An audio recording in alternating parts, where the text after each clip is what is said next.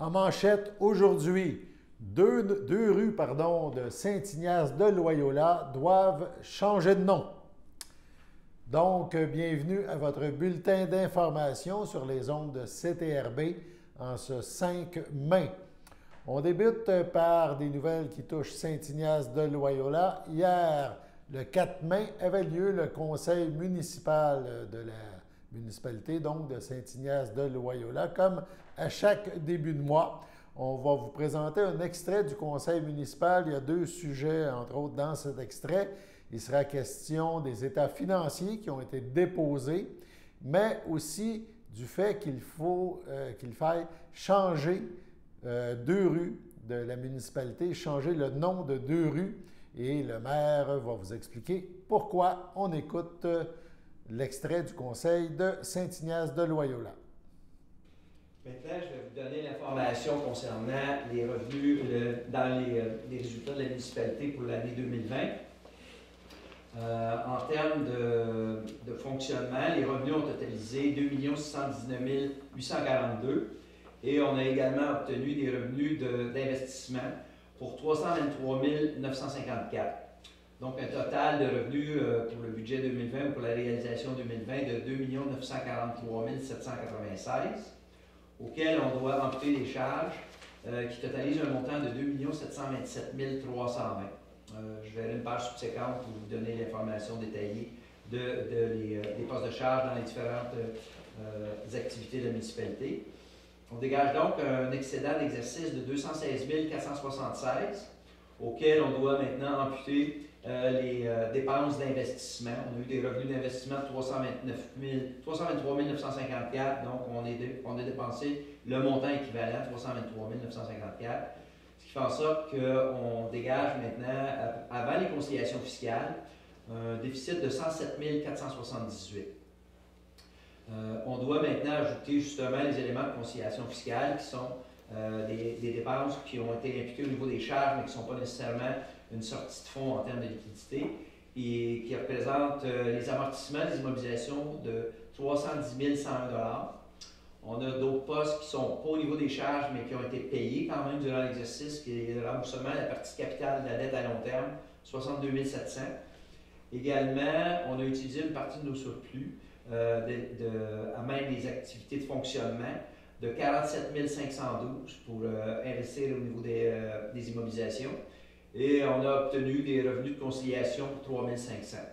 Ce qui fait en sorte que les éléments de conciliation ont généré 203 389 et c'est ce qui vient éponger notre déficit d'opération de 107 478 pour dégager un surplus d'exercice de 95 911 pour l'exercice 2020. Le changement du nom des rues Léa Rose et Félix. Bien, comme vous savez, la toponymie, ils ont dit que, vu que c'est M. Jean-François Morel, quand il a fait le développement, il nous a demandé s'il pouvait mettre les noms de ses enfants. On a dit oui, nous autres. Mais là, la toponymie n'accepte pas les noms parce que les personnes ne sont pas décédées. Puis il faut qu'ils soient décédés, je pense, plus que 2 ans, en tout cas, peu importe, mais il faut qu'ils soient décédés. Donc, on s'est assis, le conseil, on a réfléchi à ça. Puis là, il va y avoir la rue, attendez un peu, parce qu'il ne faut pas me tromper les deux, la rue Félix et Rose. Bon, de changer le nom de la rue Félix par la rue Yvon Cournoyer, c'est en hommage en son combat en lien avec l'aide à mourir. Puis il est également résolu de changer le nom de la rue Léa Rose pour Viateur Chevalier, en hommage aux propriétaires des terres sur lesquelles la rue a été construite. Donc, ça va être la rue M. Yvon Cournoyer. C'est l'inverse. C'est l'inverse? Oui. C'est l'inverse. C'est ça qui était. Bien, moi, c'était au nom de la rue Félix par Yvon Cournoyer. Je pense qu'il y a une erreur. Il y avait une erreur, OK, excusez-moi. Donc, ça va être Léa Rose par Yvon Cournoyer et la rue Félix par M. Viateur Chevalier. Bien, moi, j'avais le contraire. C'est pas plus grave que ça. Parce que M. Cournoyer. En autant qu'on se comprend et que les noms vont être changés. C'est sûr que ça va apporter des conséquences aux résidents qui sont là de changer des choses, mais qu'est-ce que vous voulez? C'est pas nous autres. Post Canada, ils vont assurer pendant 1 an le transfert gratuitement. Là. Ça, c'est à ce niveau-là. C'est ce qu'on a su de Post Canada. Parfait. Je sais pas, M. Pierre-Luc Gertin, second, à ma gauche. À ma droite. Merci beaucoup. Et les citoyens de la rue vont aussi être avisés, là, évidemment. Du côté de Lavaltrie, le conseil municipal a déposé hier soir, lors de sa séance ordinaire, qui se déroulait sans public, le rapport financier de la Ville ainsi que le rapport de l'auditeur pour l'exercice financier 2020. Lors du dépôt, le conseil municipal de Lavaltrie a annoncé un surplus de 2,9 millions de dollars pour ses activités de fonctionnement, surplus qui s'explique principalement par le volume exceptionnel de transactions immobilières réalisées au cours de l'année et une croissance importante du développement domiciliaire à Lavaltrie. Le dynamisme immobilier que connaît actuellement la Ville aura généré en 2020 des revenus beaucoup plus importants que prévu au budget, des plus importants là, de l'ordre de 1 million de dollars, soit près de 700 000 en droits de mutation et 300 000 en nouvelle taxation. À ces revenus s'ajoute l'aide de 856 000 accordée par le gouvernement du Québec dans le cadre de la pandémie et qui, rappelons-le, aura été affectée à l'équilibre budgétaire 2021 afin d'alléger le fardeau fiscal des citoyens en cette période de crise sanitaire.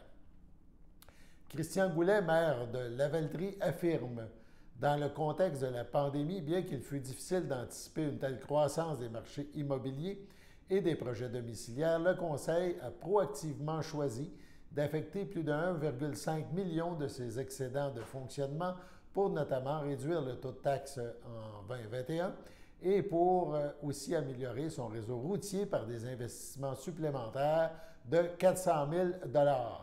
Le responsable du dossier des finances, Jocelyn Guévremont, a tenu quant à lui à compléter en expliquant par ses mots: la saine gestion des finances conjuguée avec les résultats financiers 2020 permettent à la Ville de dégager une marge de manœuvre qui facilitera la réalisation de projets majeurs tels que l'urbanisation de la route 131. Voici les faits saillants du rapport financier de la municipalité. Les revenus de fonctionnement sont de l'ordre de 21,1 millions de dollars. Les dépenses de fonctionnement avant amortissement de 16,9 millions de dollars. Remboursement de la dette 1,5 million. Réalisation d'activités d'investissement supplémentaires payées au comptant de 400 000 $, dont l'amélioration du réseau routier. On passe maintenant à la première pause. Le samedi matin, dès 9h30, les téléspectateurs sont invités au Super Bingo télévisé diffusé de nos studios de Berthierville. Depuis maintenant une vingtaine d'années, plusieurs adeptes de la télévision régionale se sont partagés un montant de 600 $ disponible chaque semaine lors de cette joute de bingo télévisé. Un animateur et 3 bénévoles se succèdent à la caméra dans le but de vous faire passer une petite heure agréable et payante le samedi matin.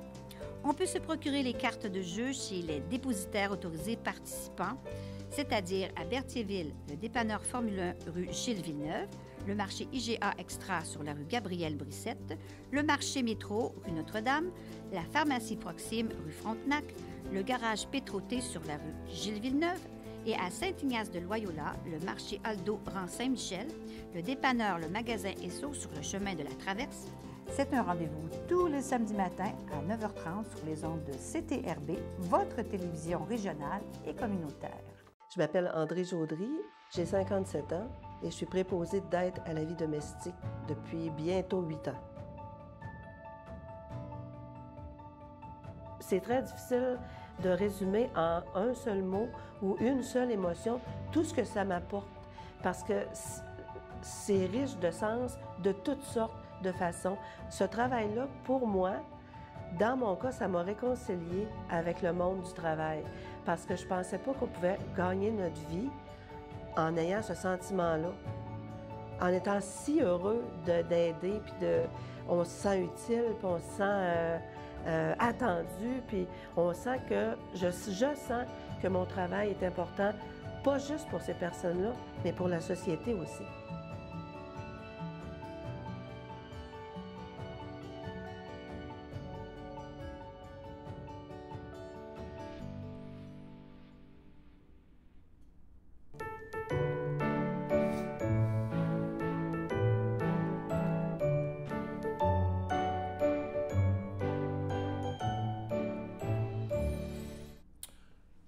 On passe maintenant aux anniversaires en ce 5 mai.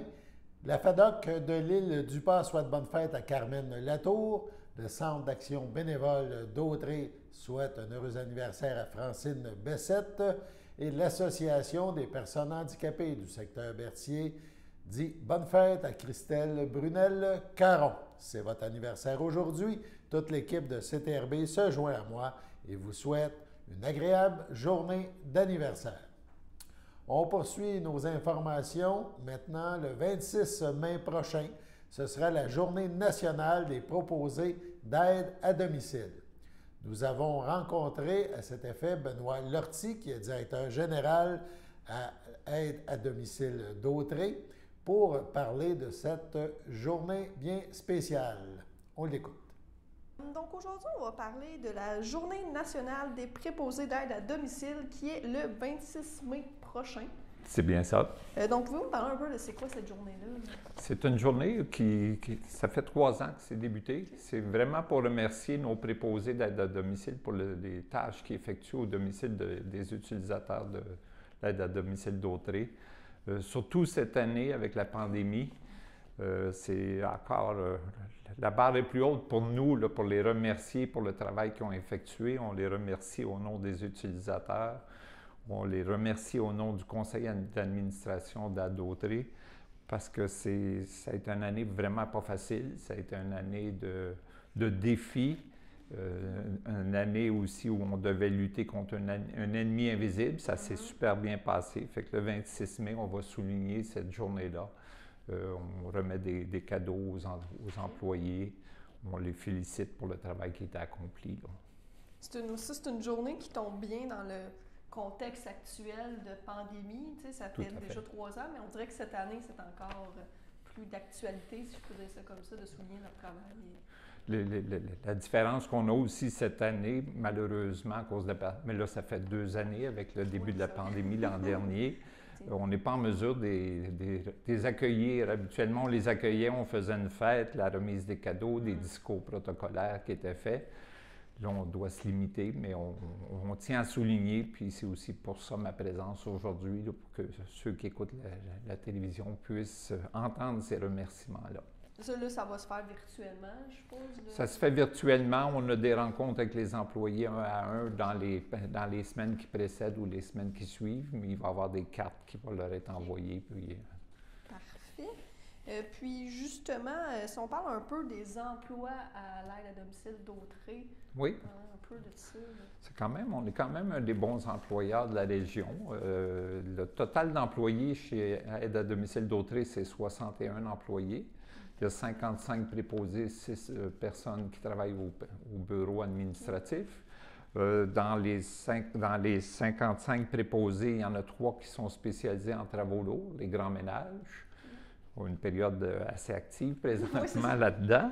On en a 16 aux soins à la personne. Ça, c'est ceux qui vont donner des soins de répit ou des soins d'assistance à la personne. Ça veut dire prise de médicaments, aide au déplacement dans la maison, aide à l'alimentation, préparation de repas.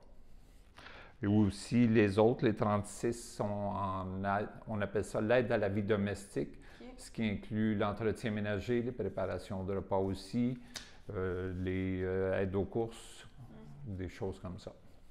Parfait. Puis au niveau des conditions de vos employés? Oui, surtout que c'est bon d'en parler aujourd'hui parce qu'on recherche encore au moins 5 à 6 préposés pour pouvoir donner des services dans l'ensemble du territoire. Okay. Notre territoire est assez grand. C'est la MRC d'Autrey au complet. Ça veut dire qu'on part de la Valtrie à la Saint-Barthélemy, Saint-Ignace-de-Loyola, on monte jusqu'à Mandeville. Et même Saint-Damien du côté un peu plus à l'ouest. Fait que là, présentement, on est en grande recherche de personnel, en travaux lourds, en soins à la personne, en aide à la vie domestique. Des gens qui veulent venir chez nous peuvent faire parvenir leur CV soit par courriel à coordination@dautrey.com. Ils peuvent aussi se présenter. C'est un petit peu plus difficile de se présenter parce que les portes sont barrées à cause de la pandémie, mais ils peuvent quand même cogner à la porte puis les gens peuvent prendre leur CV. On peut aussi, ils peuvent nous téléphoner 450-404-2219 au poste 1524. On a Stéphanie qui va accueillir leurs demandes là, au niveau des demandes d'emploi. Les avantages de travailler chez nous, c'est un travail surtout pour l'aide à la vie domestique, l'entretien ménager et les préparations de repas. C'est un travail qui se fait du lundi au vendredi, de 8h à 17h. Fait que pas de soir, pas de fin de semaine. On commence avec un salaire de base à 16,25 $. À ça se rajoutent des avantages sociaux. Puis quand les gens durent dans le temps, on a une échelle salariale où il y a une progression à toutes les 1560 heures. Okay. À toutes les 1560 heures travaillées, les gens ont une augmentation salariale. Okay. Puis ça passe pour l'entretien, l'aide à la vie domestique, plus que de l'entretien, parce que ça inclut tout ce que je disais tantôt, préparation de repas, toutes ces choses-là. Ils débutent à 16,25 puis au salaire maximum, ils peuvent avoir 18,29. Au niveau des travaux lourds, le salaire de base est à 17,50. Puis le salaire maximal est à 19,54. Au niveau des soins à la personne, répit, il débute à 18,25 pour se rendre jusqu'à 20,29. Puis il y a une prime de 2 $ de l'heure qui est rajoutée à ça quand il y a un travail de fin de semaine. Au niveau de l'assistance à la personne, puis les soins de répit, ça, il faut être disponible des soirs dans la semaine et aussi les fins de semaine parce que la demande est là pour ces gens-là.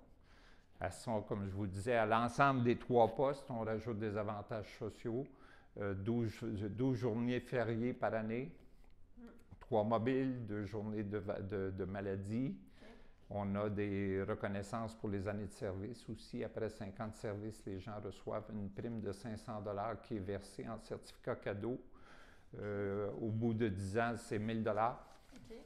À 10 ans, ils ont 4 semaines de vacances. 15 ans, 5 semaines de vacances. Puis à 20 ans de service, quand les gens perdurent dans le temps, on donne un 2 000 $ en bonification aussi, mais pas en carte cadeau, là, vraiment en prime. On a aussi la fête personnelle qui est donnée comme congé. Okay. Fait que la journée de l'anniversaire de l'employé peut rester chez lui, il est en congé. OK. Cool. Fait que c'est quand même des bons avantages qu'on donne.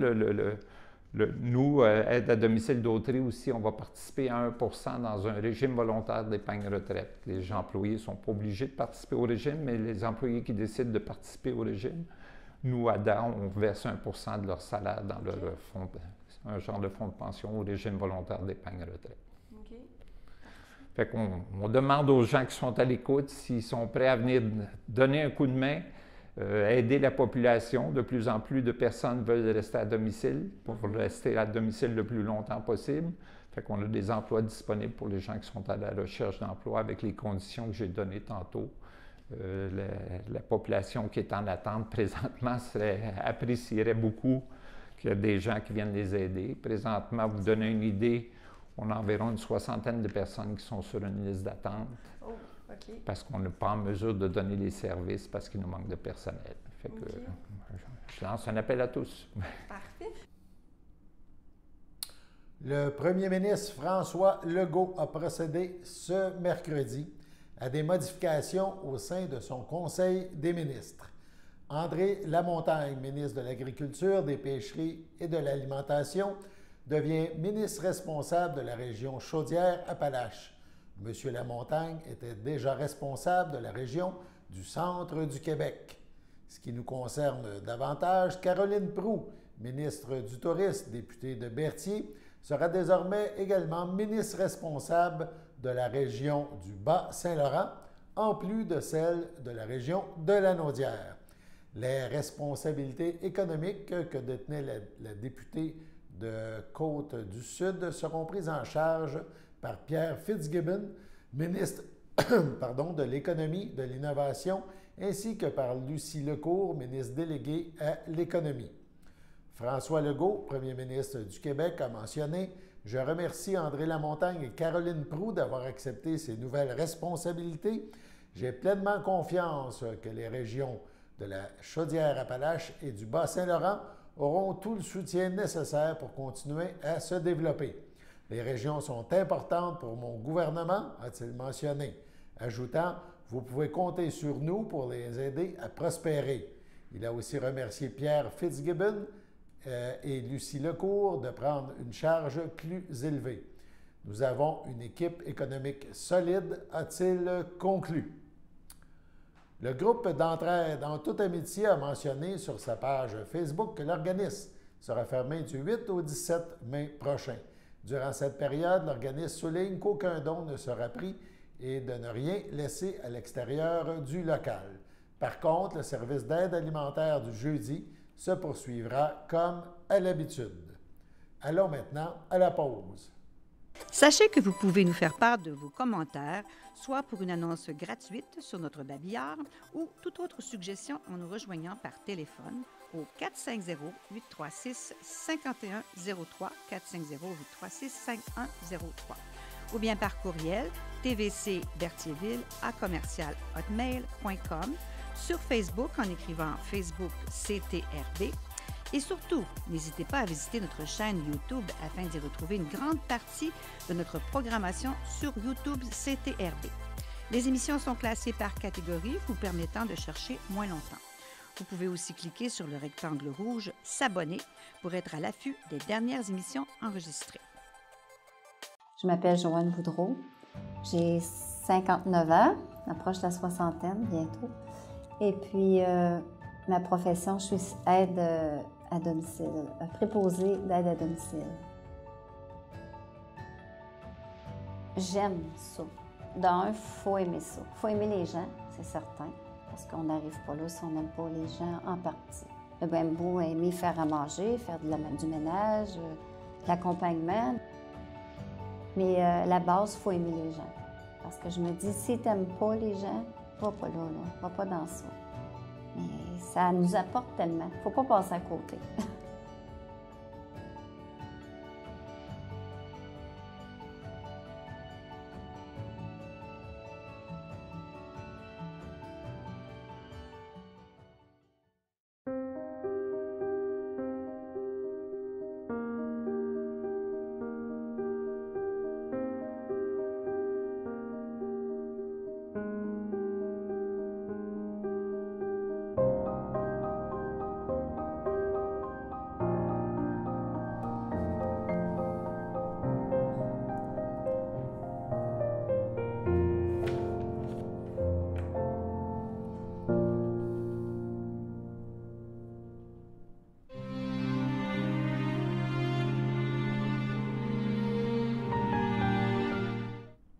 Au CHSLD, le château de Berthierville, le 2 mai dernier, à 87 ans, est décédée Mme Marie-Claire Richard, épouse de feu Jean-Noël Laforêt, demeurant à Saint-Ignace de Loyola.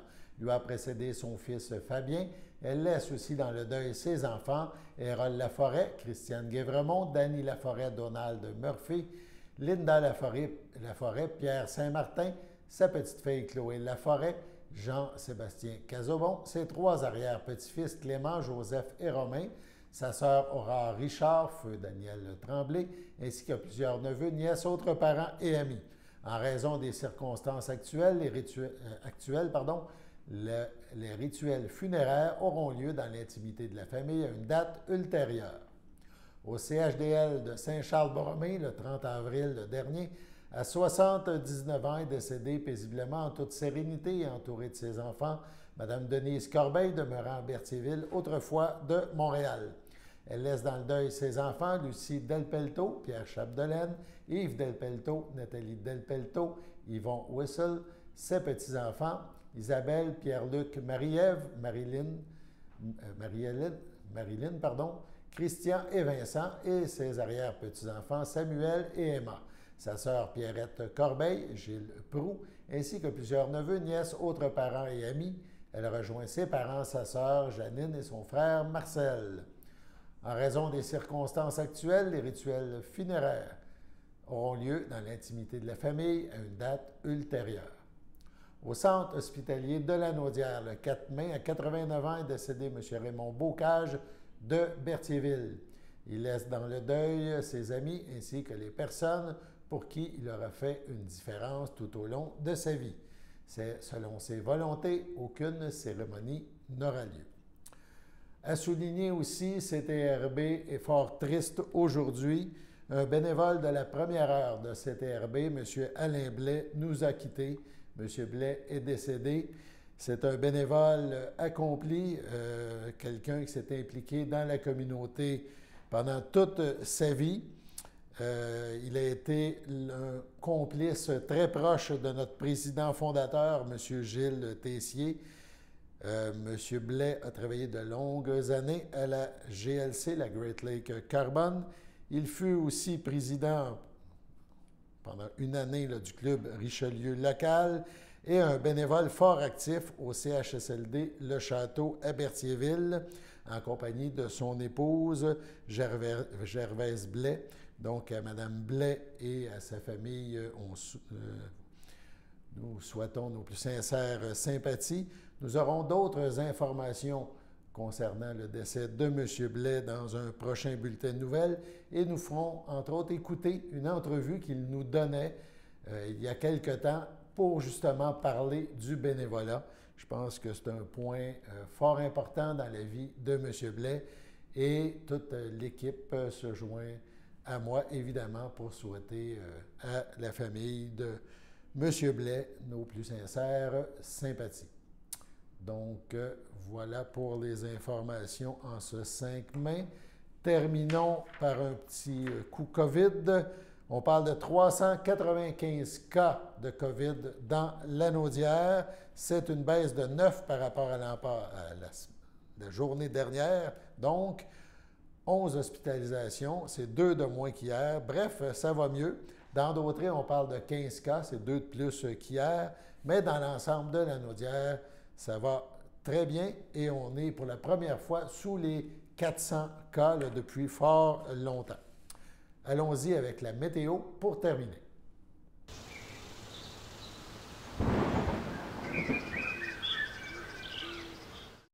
Alors, bonjour tout le monde, j'espère que vous allez bien. Donc, c'est moi, Xavier, pour la météo. Donc, aujourd'hui, on le voit, on annonce de la faible pluie, un peu de brouillard avec une température de 12 degrés avec un ressenti de 12. Faible pluie encore ce soir, on parle d'une température de 12 degrés avec un ressenti de 11. Et la pluie va continuer. On parle d'environ 1 à 4 mm de pluie pour cet après-midi et ce soir.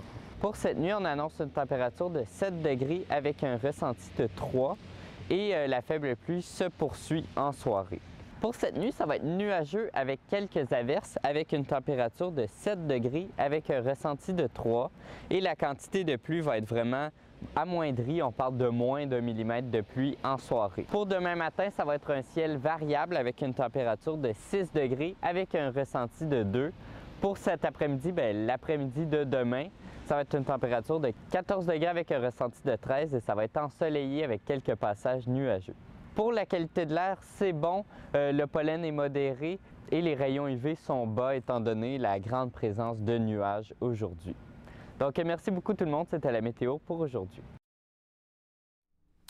Voilà donc pour le bulletin d'information du 5 mai, Alain Bellumeur aux Pépites qui vous invite à être des nôtres pour la prochaine édition demain. Au revoir.